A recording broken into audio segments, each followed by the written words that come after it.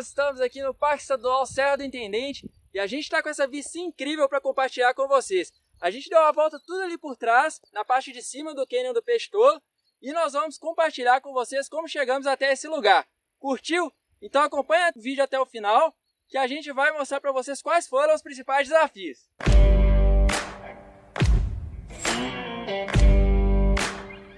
Começamos a trilha pela casa da dona Noemi e do senhor Milton. Pessoal muito gente boa e atencioso. Foi cobrado R$20 para deixar o carro com eles. A trilha inicia pela propriedade deles, passando por dentro do curral onde ficam os animais. Lá de dentro você passa por uma espécie de tronqueira, por onde se inicia a subida à serra.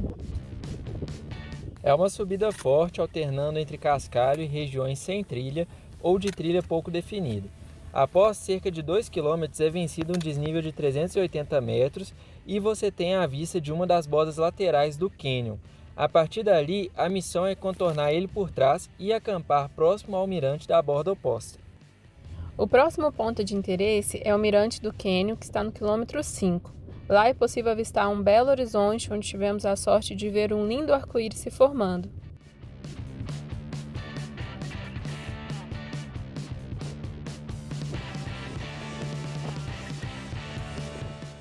Após fazer a volta, acabamos passando por uma cerca caída, onde havia uma planície e de onde tivemos a sorte de presenciar um pôr do sol incrivelmente lindo. No entanto, o caminho correto seria do outro lado da cerca, então a gente teve que pular de volta menos de 1 quilômetro adiante. Achamos um lugar bem propício para o camping, a mais ou menos 200 metros do mirante principal. E descansamos super bem ali para poder continuar a jornada do segundo dia. A manhã seguinte estava chuvosa, então decidimos sair mais tarde da barraca na esperança do tempo abrir. E nossa estratégia deu certo. Encontramos uma vista fantástica do cânion, mais lindo que eu já vi. Ao som dos pássaros e da queda da água da cachoeira, pudemos admirar a vista por mais de 1 hora. Valeu a pena todo o esforço do dia anterior.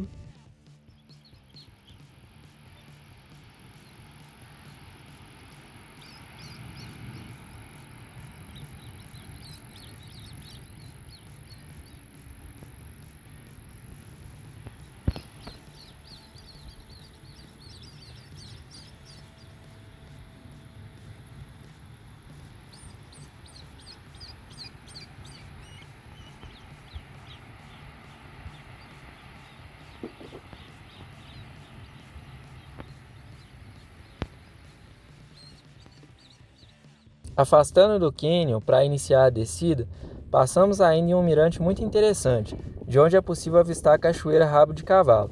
Aproveitamos uma nuvem grande e paramos um pouco para comer e descansar enquanto havia sombra.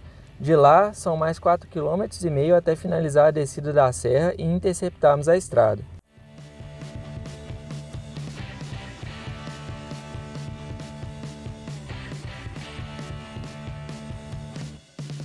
Após o primeiro grande declive, onde navegamos sem trilha demarcada e em meio à vegetação, encontramos um ponto de alívio de todo aquele sol em um rio perfeito para nadar. Com algumas corredeiras e não muito gelado, nadamos ali um pouco, mesmo sabendo que a Cachoeira do Altar já estava próxima. Após 300 metros, chegamos nela e mais uma vez nos surpreendemos com esse lugar. Não pudemos nadar ali, pois o tempo já estava curto para a volta, mas para mim foi difícil escolher entre nadar no rio ou na cachoeira. O melhor seria ter nadado nos dois. Fica a ressalva que logo após essa cachoeira tem uma subida bem íngreme que é de tirar o fôlego, com uma inclinação aproximada de 28% ao longo dos próximos 250 metros. Depois disso é necessário atravessar uma ponte estreita e seguir em aclive suave por mais 1 quilômetro. E então inicia-se a descida final até o pé da serra. É um caminho bem demarcado, mas com bastante cascalho solto. Olhando para o lado durante a descida, você tem uma noção de todo o percurso realizado ao redor do cânion, e nesse momento a sensação de conquista é muito grande. Após concluir a descida, interceptamos a estrada marcando 17,5 km de trilha. A partir de lá já estava completa a travessia, porém, para facilitar a logística, a gente optou por voltar a pé até a casa da Noemi, onde havíamos deixado o carro. Neste ponto, achamos que o restante do caminho era todo pela estrada, mas após atravessar o primeiro rio, saímos dela para uma trilha discreta à esquerda. Foram cerca de 5 quilômetros até retornarmos ao ponto inicial, passando ainda por um outro rio com água um pouco acima do tornozelo. Os pontos de referência estão marcados no Tracklog na descrição do vídeo. O trajeto todo alterna muito em trechos pouco demarcados e outros sem trilha definida. A maioria das trilhas do trajeto está no caminho de volta. Na ida é um pouco mais complicado, então é muito importante você ficar atento à navegação. Acredito que seja um caminho pouco frequentado, pois além das trilhas de navegação suja, não encontramos ninguém durante todo o trajeto. Apesar de adentrar algumas regiões de mata mais fechada, não foi necessário o uso de facão. Não recomendamos essa trilha para quem está iniciando agora, a não ser que esteja acompanhado de alguém mais experiente. Isso devido às dificuldades de orientação e também por ser um caminho mais exigente no ganho de altimetria.